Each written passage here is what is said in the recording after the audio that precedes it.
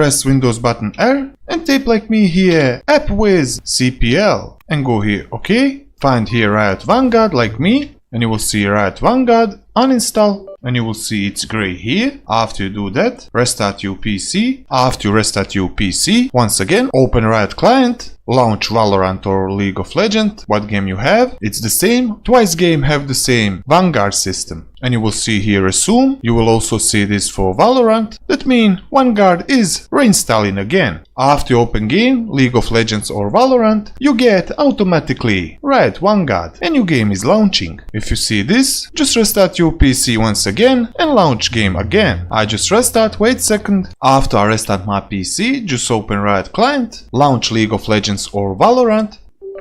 And you will see yes, click on it and you will see installing Vanguard and enjoy playing Riot Games on your PC. If you find this guide useful, like and subscribe to the channel and I see you in the next video.